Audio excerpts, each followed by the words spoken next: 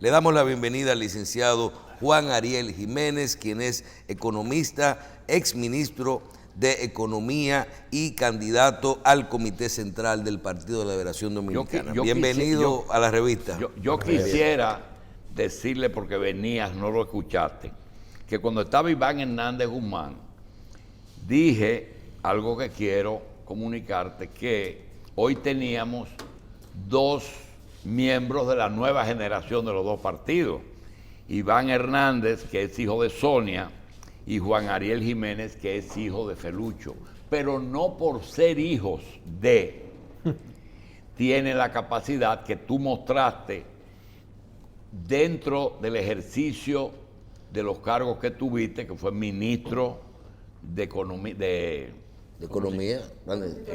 y Planificación, y luego de salir del poder, si se pueden recolectar los pronunciamientos de Juan Ariel, ve que son los más bien pensados, porque un partido que salió destrozado, tener que rehacer esa imagen, tiene que tener muy buen caco, ¿verdad? Juan Ariel, gracias por estar aquí. Y justamente, Michelle tiene una agenda grande contigo. Yo tengo un solo tema. El camino político de tu partido está en manos del relevo. ¿Por qué? Porque cuando Danilo Medina elige o señala al imposibilitarse la rehabilitación y la reelección a Gonzalo, lo hace por los números que estaban dando los 4 o 5 precandidatos. Que si en ese momento que estaban en el poder, esos eran los números, ahora se pone más difícil. ¿Tú estás pensando en que tu partido va a ser un partido de oposición? ¿Estás pensando que el pleito es con el que está en el gobierno, con la coalición que está en el gobierno, o tú ves cierto tipo de enfrentamiento con tu ex compañero de partido, el doctor Fernández? Primero que nada, buenos días, muchas gracias por la invitación a este programa, que además de que es muy visto, es el programa favorito de mi madre. Entonces, ella dice que no puede pasarse un día sin oír el programa. Qué bueno. Con respecto al rol que nosotros tenemos en los próximos años, obviamente es un rol de oposición, una oposición constructiva, una oposición objetiva, de nivel. Porque no podemos caer en los errores de hacer una oposición mediática, populista. ¿No es miedo que tiene? No, para nada, porque no hay necesidad de tener miedo. Primero que nada, los números están ahí. Le dan una carrera fácil. De los logros que se tuvieron. La base del PRM no fue traer un programa, Ariel. Fue la corrupción y meter preso. Ellos no tienen nada que ofrecer. Y muchas promesas que ahora se ven imposibilitados de cumplir. Y por eso le dicen la guitarra y el violín. Y nosotros no podemos caer en ese error. Porque tenemos la experiencia de manejo del Estado. Sabemos qué se puede y qué no se puede hacer. Que los cambios no son mediáticos, no se hacen en un tuit o en una declaración. Los cambios requieren trabajo, horas de trabajo en equipo. Entonces, por eso nosotros tenemos que hacer una oposición bien pensada, pero con el gobierno. Ya los demás partidos minoritarios, pues obviamente tienen un rol que cumplir en la democracia dominicana, pero no es, digamos, el principal interés del Partido de la Liberación Dominicana. Nosotros estamos enfocados en contribuir a la democracia mediante una buena oposición y obviamente en el 2024 retornando al poder. Cuando tú decides ahora participar al Comité Central del Partido de la Liberación Dominicana. ¿Tú no eres del Comité Central? No soy del Comité Central. Ah, tú vas ahora al Comité. Ahora vas corriendo en la boleta nacional para ser electo al Comité Central. ¿Cuál es el proceso, Juan Ariel? Bueno, nosotros vamos a tener el 14 de febrero un proceso electoral que tiene dos niveles. Por un lado, el nivel nacional, donde somos candidatos y candidatas que están corriendo y se puede votar por ellos en cualquier parte del país. Y concomitantemente tenemos el proceso local, donde se eligen las personas, pues ya de esa circunscripción o de esa provincia. Entonces, cada quien debe decidir si va por lo nacional o por lo local. ¿Cuántos miembros están disponibles? ¿Cuántos van a elegir? En de ese los proceso, 600. aproximadamente 300 personas van a ser electas y están ¿Y qué corriendo. se hicieron esos 300 que estaban? Los Aumentaron. que están, se va a aumentar. Ahora mismo hay, Que se va a aumentar sí, a 900. poco más de 900. Ahora mismo hay 460 miembros del Comité Central y va a ser ampliado con los alcaldes, con los directores de distritos municipales, con las personas que salgan electas en este proceso. Entonces estamos pensando que sería más de 955 personas que integrarían el nuevo Comité Central. La posición, la última posición que tú desempeñaste en el gobierno pasado fue la de ministro de Planificación, de Economía y Planificación de la República Dominicana, independientemente de un trabajo importantísimo que durante años desempeñaste en el Ministerio de la Presidencia como viceministro de la Presidencia, manejando, yo creo que los principales proyectos que quedaron ahí, de todo el gobierno de Danilo Medina, se trabajaron desde esos viceministerios de la Presidencia. Hoy, cuando tú evalúas la situación económica mundial, lo que han hecho los países, las medidas que han tomado con relación al COVID-19 y las implicaciones en nuestras economías que has tenido, y te sientas y dices, ¿qué hemos hecho, qué hemos tenido que hacer por obligación y las medidas que ha tomado el gobierno, que ha podido decidir? Si tuvieras que evaluarlas, examinarlas, ¿qué dirías? Como ustedes saben, el reto del COVID-19 es bastante complejo, es algo nuevo, que todos los países estamos aprendiendo cosas distintas de cómo manejarlo y hay que tener esa paciencia de saber que es un desafío demasiado grande donde nadie tiene la verdad absoluta, ni hay una Biblia o un manual de manejo del COVID. Pues al principio, obviamente, un virus muy desconocido, no sabíamos cómo tratarlo de manera clínica, no sabíamos mucho sobre sus mecanismos de propagación. Entonces, por eso varios de los países llevaron a medidas de cuarentena y de confinamiento bastante fuertes, a lo que aprendíamos cómo manejar el virus. Lo fuimos conociendo, nos fuimos dando cuenta de que el virus, la parte más compleja es no tanto el efecto viral de un inicio, sino la respuesta del sistema inmunológico con la activación de lo que ustedes los médicos, don Julito, le dicen la tormenta de citoquinas. Y cómo eso se tiene que manejar de una forma farmacológica. Entonces, a medida que fuimos conociendo el virus, entonces se van relajando un poco las medidas porque sabemos cómo enfrentarnos ante esta situación. Claro está, ese virus ha ido mutando, se han ido generando nuevas variantes que hasta el momento solamente son más contagiosas y no evaden la respuesta del sistema inmunológico por el momento. Dios quiera que no sea así, tengamos un cambio antigénico, como se conoce en la literatura. Mira, tú trabajaste en planificación y desde marzo hasta la entrega del poder en agosto, pasaron muchos meses, entonces ustedes manejaron y tú fuiste parte del manejo de la crisis. Siempre se dirán cosas, pero ahí está la prueba de que las cosas se manejaron dentro de un proceso desconocido. Acaba de hacer una exposición y te digo porque cuando contraje el virus, recibí una llamada que me dio una cátedra de tratamiento de parte del presidente tuyo. La pregunta es la siguiente. No queremos hablar de si Ariel es de las personas que va a aspirar a la presidencia. Eso no es tiempo para esto. Es tiempo de saber realmente cuál es el principal peligro que acecha al PLD. Número uno, no es el PRM, no es Miriam Germán y su asistente.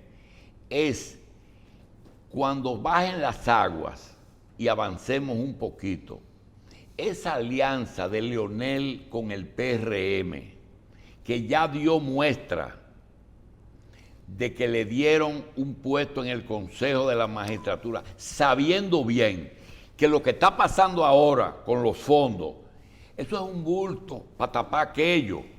La Junta debió pronunciarse, es decir, esa no es la segunda mayoría. Pero la Junta sale con otra cosa. No vamos a hablar de eso. El tema es este.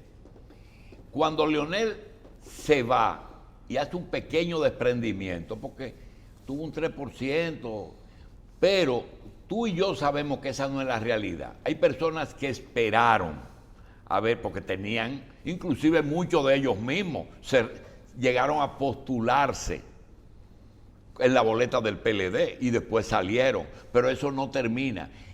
¿Qué cantidad de dirigentes del PLD tú estimas que se irán con la fuerza del pueblo?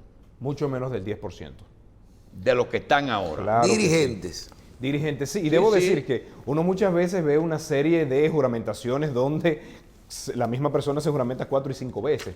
Entonces, es muy distinto el manejo mediático que se le da para crear la percepción de que se están yendo muchas personas y la realidad. La realidad es que la mayoría de los PLDistas, sobre todo los PLDistas de calidad, los PLDistas que, como digo yo, vendieron las revistas Vanguardia del Pueblo, que hacían guardia, amaneciendo, trabajando en los intermedios y en la Casa Nacional, esos PLDistas de siempre, que llevan el PLD en el corazón, están todavía en el partido y son los que dan la batalla. Pero tú reconoces que todo el mundo no es un felucho, que Felucho no tiene que agradecer nada porque él es fundador, pero tú tienes que saber que 12 años de ejercicio de poder pesan mucho y pesan más que 8 años de ejercicio de poder. Y hay personas que se van a mover o por agradecimiento o sencillamente porque los medios lo tiene el presidente Fernández, no lo tienen ustedes. Ya esas personas se fueron y obviamente puede que se les prometa cargos en el gobierno, nombramientos, como una estrategia de seducirlos, porque es cierto que hay una alianza entre la Fuerza del Pueblo y el partido de gobierno. Ahora, lo que tenemos que saber es que las personas, de cara al proceso electoral del 2024, ¿qué van a buscar? La esperanza, la renovación del dinamismo económico, de la superación de la pobreza. ¿Y qué van a ver? Un gobierno actual del PRM que ya está dando muestras de cómo es, ya está dando señales de que fácilmente se le van las cosas de la mano, y van a ver a su partido aliado, un partido minoritario, que va a representar lo mismo. Entonces yo creo que el Partido de la Liberación Dominicana, renovándose en la actualidad, y digo renovación de dirigentes, de métodos, de temas, presentando una oferta fresca en el 2024, no una persona que quiera una candidatura por 5ª vez en la historia. Entonces va a ser obvio la decisión y obviamente yo estoy confiado de que si en el PLD hacemos las cosas correctamente, si nos damos estos 4 años para reconquistar el corazón del pueblo dominicano, para que nuevas figuras, nuevos jóvenes, muchas mujeres que están ahora tomando cada vez más posiciones de liderazgo, pues sean ellos la cara que conquiste a ese electorado en el 2024 con quiero terminar la idea con 2 elementos. Primero, un legado de los gobiernos pasados que el tiempo pondrá cada cosa en su lugar. Mira, Perdón, don Julito. Y el segundo, pues una promesa de manejo de la actividad económica, del manejo del país, con una propuesta de reforma institucional que convenza al electorado y sin lugar a dudas en el 2024 ya verán que volveremos a hablar. Mira, hay medidas, hay situaciones que aparentemente perjudican a personas y a partidos, pero también tienen su efecto positivo. Es como la aspirina, te quita el dolor de cabeza, pero te da dolor de estómago. Así es. Y hay algo que ustedes van a tener un resultado positivo de la no participación de Danilo como candidato presidencial, porque ese Congreso no lo va a habilitar, todo el mundo lo sabe. Ese es un Congreso adverso. Ahora, ¿qué tiene de bueno? Que quizá la persona de más nivel en el partido en este momento será un árbitro y no competirá. ¿Qué es el rol que se debe de tener? Porque yo siempre decía, cuando hablamos de que el PLD era una máquina de presidente, pues una máquina no puede tener un único producto. Entonces, el Partido de la Liberación Dominicana tiene muy buenas personas, dirigentes, hombres y mujeres, que pueden ser el candidato presidencial en el 2024 y que pueden liderar los destinos de este país con la suficiente experiencia, la suficiente preparación para evitar las improvisaciones que ya están saliendo caras. Sí. Cuando yo veo a, por ejemplo, Claudia Rita Abreu, Grisel Sánchez y un grupo de jóvenes que tal vez no han tenido que han tenido puestos en algunos casos en el gobierno, pero no han sido ministros como fue en el caso suyo, integrándose al comité y tratando de participar en el comité político central del partido. ¿Cuál es la situación? Y nosotros los que no estamos en el partido decimos, pero ¿se va a quedar el mismo comité político que hay ahora? ¿Cuál es la situación de la transición ahí adentro? ¿Será electo el presidente y el secretario general y habrá una sustitución de algunos miembros? Es así. ¿Qué va a pasar en los próximos días? Primero se elige un nuevo comité central, donde, como bien señalan ustedes, hay muchos jóvenes, muchas caras nuevas pero con gran preparación. Porque los ejemplos que daban son personas que tienen la formación y la experiencia de Estado para tener un ejercicio político de nivel. Luego de eso, ¿qué vamos a tener? La elección de presidente y secretario general, que va a ser en el marco del comité central. Por un tema de COVID, esa fue la modificación de los estatutos que quedó aprobado. Luego viene la elección de nuevos miembros al comité político, donde además de secretario general y presidente, 33 miembros adicionales que se van a tener que ganar el voto en el comité central.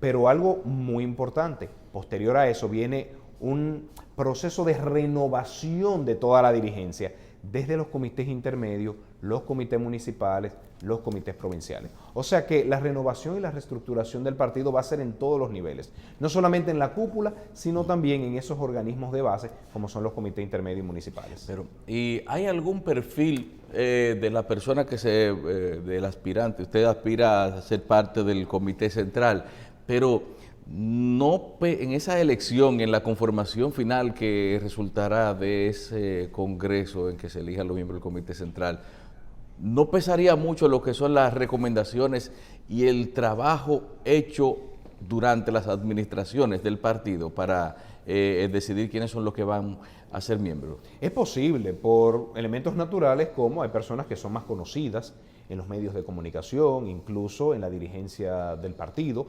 Entonces, posiciones anteriores durante el gobierno dan esa ventaja de reconocimiento del nombre. Ahora, tenemos que saber que en este proceso el partido ha prohibido el uso de todos los recursos. No se puede usar vallas, cuñas de televisión, cuñas de radio. O sea, aquí hay que ganarse el voto visitando a los dirigentes, y en eso estamos todos. Yo me paso todos los días en un pueblo distinto, visitando, convenciendo a las personas, que además es una oportunidad bellísima para reencontrarnos con las bases, para escucharlos, para saber qué cosas hicimos mal, qué cosas hicimos bien, cómo vislumbran el ejercicio político de cara al futuro. Pero las 900 y tantas personas que están aspirando al Comité Central están todos tirados a la calle, haciendo el trabajo que se debe de hacer. No niego que obviamente una persona que ha tenido un cargo de ministro, de director general, sea más conocido en el país, tenga mucho más acceso a las demás personas, pero aquí cada quien se está ganando el voto visita a visita, contacto a contacto. Aquí nosotros todos los días, cuando ustedes ven las redes sociales, esto es llamadas, Zoom, encuentros, o sea que nos estamos ganando nuestro puesto. Claro. La relación entre la economía y la salud. Nosotros, yo creo que uno dice, bueno, la salud es primero, pero hoy estamos viendo como el país se ha volcado, independientemente de lo que hagan otros países, la gente se ha dicho, hay que trabajar porque ya no vamos a morir de hambre en vez de la enfermedad.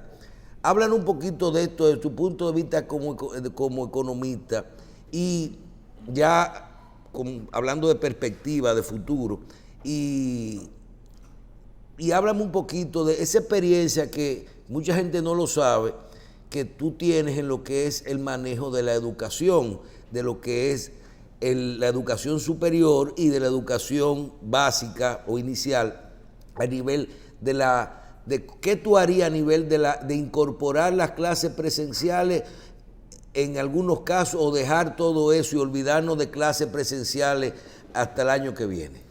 En cuanto al equilibrio entre economía y salud, y de verdad lo puedo decir porque además el presidente Medina me dio la oportunidad de participar en el gabinete de salud, no solamente durante COVID, sino desde muchos años atrás, tenemos que saber que ahora mismo no hay economía sin salud.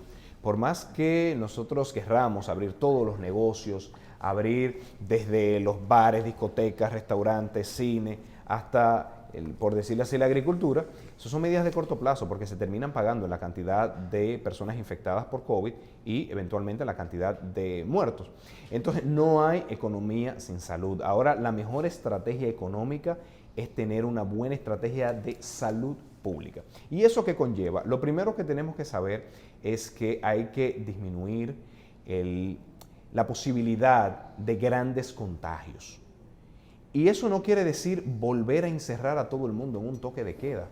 De hecho, ya hay muchos expertos que están diciendo que el efecto del toque de queda es bastante limitado, sobre todo en países como nosotros, donde no cada dominicano tiene la oportunidad de tener un apartamento propio y único, como se tendría, por ejemplo, ni en el una caso de habitación Europa. propia, ni una cama Claro, propia. por eso hay que saber que el confinamiento es distinto en Europa que en América Latina, donde la situación de la vivienda es muy distinta. Pero bueno, retomando, tenemos que saber que hay ciertas actividades con una alta probabilidad de tener supercontagios.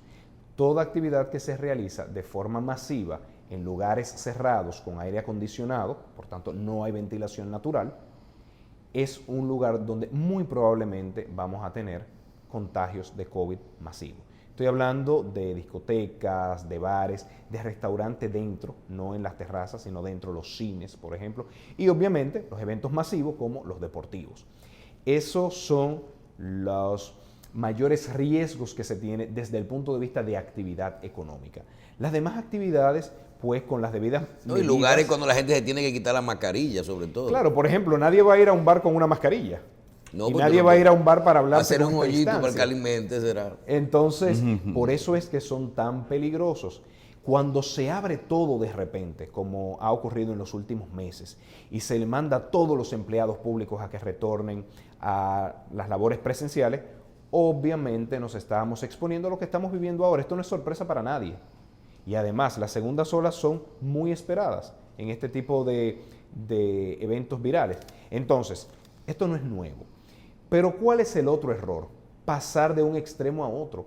Un confinamiento excesivo donde se establecen horarios de toque de queda muy restrictivos que llevan a que la población se aglomere en los lugares de transporte masivo, a que la población se aglomere en los lugares donde tiene que hacer ciertas actividades como los supermercados, Claro, los bancos, los centros comerciales. Entonces, hemos ido de un error de apertura casi completa de la economía, por no decir completa, donde de hecho los líderes del país estaban dando muestras porque eran los primeros en ir al cine, en ir a los eventos deportivos. ¿Qué ejemplo se Lo le está dando? publicaban también. Y además decir, esto Y está lo controlado publicaban y todo también. está bien. ¿Qué piensa la ciudadanía? Pues que vuelva a la normalidad. Entonces, pasamos de ese extremo al otro extremo, donde las personas, ustedes podían ver en las redes sociales, donde estaba todo el mundo junto en el supermercado, porque tenían muy pocas horas para realizar su actividad. Entonces, tenemos que evitar los extremos. Por otro lado, tenemos que fortalecer el sistema de salud. No hay manera de manejar este COVID solamente con medidas restrictivas. Hay que aumentar el número de pruebas. Y por eso era tan importante la estrategia que desde el principio vengo recomendando de alianza con las universidades, que tienen laboratorios de biología molecular. Eso fue lo que hizo Corea del Sur.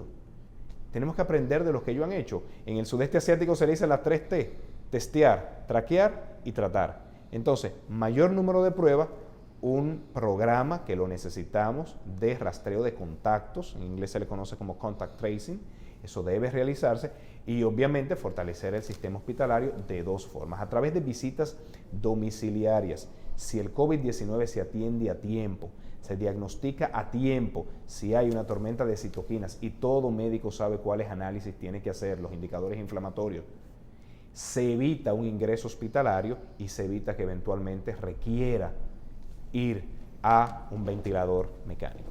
Háblame, Entonces, háblame con la educación. ¿Qué tú harías? ¿Qué la tú educación, recomendarías? Primero que nada debemos saber que cuando hablamos de educación, los niños por no ir a la escuela no es que están en su casa cada uno trancados en una habitación. Están en la comunidad compartiendo, jugando entre ellos. Entonces, ha sido un gran error el pensar que la educación a distancia es una solución en República Dominicana. No es una solución en República Dominicana ni en ninguna parte del mundo. De hecho, por eso la mayoría de los países ya han regresado a clases presenciales o semipresenciales. Solamente quedan 31 países, la mayoría de América Latina, donde se tiene esta educación completamente a distancia. ¿Por qué? Porque los niños están de igual forma en sus comunidades compartiendo entre ellos, con una diferencia: sin necesariamente mascarillas, sin una supervisión de un adulto competente y sin una actividad que realmente impacte los aprendizajes. Entonces, nosotros tenemos que ir a una educación semipresencial. Los distintos estudios, señores, las políticas públicas no se hacen con corazonadas ni con opiniones de grupo, se hacen con evidencias. Hay estudios que demuestran que abrir las escuelas no representa un mayor peligro. Se han hecho estudios en Estados Unidos, se han hecho estudios en España, se han hecho estudios en Inglaterra, donde muestra, por eso Europa está viviendo la segunda ola más terrible y todavía están yendo a las clases, porque se sabe que no. Claro está, tiene que ser de una forma organizada, con los debidos protocolos, en donde, por ejemplo, por eso... Y eso va a pasar aquí, Juan Ariel, en un colegio público, una escuela pública. Pero claro, o sea, ubícate en el contexto de los campos, un profesor, el distanciamiento, la butaca a 2 metros, la mascarilla. ¿Tú crees que eso...? Por eso la clave de que sea semipresencial, porque la semipresencialidad permite dividir la jornada escolar en 2 grupos. Entonces, un aula que tenía 30 estudiantes, al dividirlo, se puede tener 15 el lunes, martes y miércoles, y 15, por ejemplo, jueves, viernes. Bien, otro tema. Las políticas sociales... ya básicamente o han terminado o están en su mínima expresión de ahora a abril, hablando de fase 1, fase 2, quédate en casa, si queda para ti. Esas políticas arrancaron con ustedes y vimos que el gobierno las trató de mantener hasta final de año y luego las ha mantenido, pero ya trabajando muy específico y ya, como dicen, un proceso de transición hacia la vacuna y hacia lo que es los planes sociales tradicionales. ¿Tú entiendes que debió mantenerse más fuerte, aunque estos incentivos o ayudas, aunque se levantaran las suspensiones? Completamente. Los ¿Y programas de dónde se ayuda podía social, sacar dinero? Debo decir primero que los programas de ayuda social no es caridad, es una estrategia de política económica para mantener el consumo privado. El consumo privado es 70% del Producto Interno Bruto. Si se cae el consumo privado, las empresas venden menos. Si venden menos, despiden trabajadores. Esos trabajadores tampoco consumen y se crea una espiral de caída de la demanda agregada. Por eso los economistas, en su gran mayoría, estamos completamente de acuerdo en que se necesita un estímulo fiscal bastante fuerte. ¿Por qué? Porque no podíamos apostar a que la vacunación iba a empezar en enero, en 2 meses iba a estar todo resuelto y la economía iba a volver a la normalidad. Eso era una apuesta arriesgada, como ya se está viendo. Pasó enero y aquí no hay una sola vacuna. Posiblemente pase febrero y no haya una sola vacuna. Entonces no se puede apostar que la solución de la economía viene con la vacunación y que va a ser rápido. No, la economía hay que mantenerla corriendo, por ejemplo, a través de los programas de ayuda social, a través de los programas a empresas, e irlo desmontando conforme se vaya reactivando el mercado laboral. Cuando las empresas empiecen a vender con normalidad, a operar con normalidad en cada sector, pues son personas que no necesitan estos programas y que pueden vivir completamente de su sueldo. Entonces, estos programas hay que mantenerlos la mayor parte del año y solamente irlos retirando gradualmente conforme se active el mercado laboral. Pero ahí también se habla de que aún a pesar de la crisis, nosotros tenemos un panorama optimista de perspectiva de crecimiento económico, pero se puede hablar de perspectiva de crecimiento económico cuando vamos a decir que la ilusión de que estamos bien es mantenida en base a empréstitos. Tenemos que saber varias cosas. Primero dime si es así, si en verdad estamos a flote por los préstamos.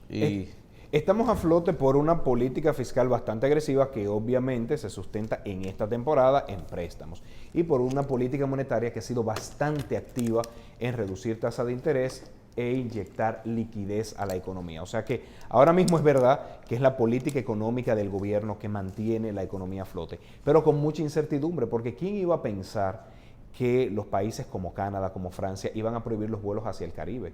Y eso es un golpe duro para el turismo. Y que países como Estados Unidos... Esté pidiendo pruebas y cuarentena. Estados Unidos, que pasa de un gobierno que dice que no había que usar ni siquiera las mascarillas, a un gobierno que dice, para regresar al territorio norteamericano, necesito una prueba. Entonces hay mucha incertidumbre, la misma dinámica del virus, no sabemos cómo vienen las nuevas variantes del virus. Entonces, cuando se habla de crecimiento de la economía, sí, es una meta, es un buen deseo, pero la mayor parte de las cosas no están bajo el control de las autoridades dominicanas, y lo que sí está bajo el control de ellas, que es, por ejemplo, los programas de ayuda social y programas de ayuda a las micro, pequeñas y medianas empresas, eso es lo que hay que enfocarse.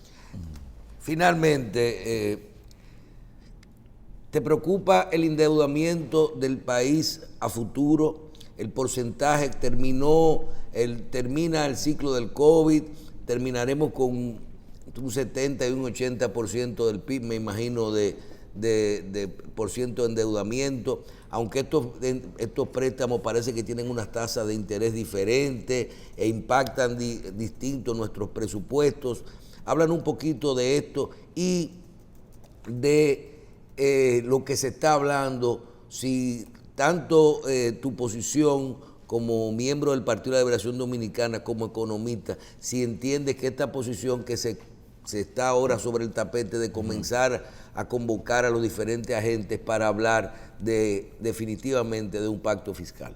Nosotros los economistas somos un poco como los médicos. Tenemos que diagnosticar la situación y darle el tratamiento adecuado. Entonces, es como cuando un paciente en estado de gravedad va a emergencia, tiene muchos problemas y ¿qué se dice? Bueno, tengo que atender al más grave de todos. Un paciente que, por ejemplo, tiene un pie diabético, lamentablemente va a tener que ser amputado, pero preferimos eso, o los médicos prefieren eso, a crearse una situación que vaya a poner en riesgo ya la vida de la persona y no solamente un miembro de su cuerpo. Entonces, en este momento actual, ciertamente es la reactivación de la economía la principal tarea de las autoridades. Y eso en todo el mundo. Todos los organismos internacionales y la mayoría de los economistas académicos están diciendo, la deuda es un problema, pero llegará el momento de tratarla. Ahora es evitar una gran recesión que lleve a que el paciente se nos muera en cuidados intensivos. Entonces, es el momento de activar la economía con fuerza y llegará un momento en el que tendremos que hablar de la deuda. Por suerte, en estos meses, la liquidez de la economía internacional está llevando a que las tasas internacionales todas caigan, por eso nos podemos endeudar de una forma tan baja. Entonces eso, digamos que simplifica un poco el manejo de la deuda, pero llegará el momento donde todos los países del mundo, ustedes verán que en el segundo semestre de 2021 y el 2022 todos van a estar hablando del manejo de la deuda y las necesarias reformas fiscales. Pero ahora es evitar que el paciente muera. El paciente es la economía dominicana y eso requiere una actividad intensa del gobierno. Bien. Vamos a agradecer al licenciado Juan Ariel Jiménez, economista, exministro de Economía y en este momento candidato al Comité Central del Partido de la Liberación Dominicana. Este es su programa, gracias por estar con nosotros y siempre tenemos que decir que nos sentimos bien representados en Juan Ariel Jiménez en todos los lugares donde esté.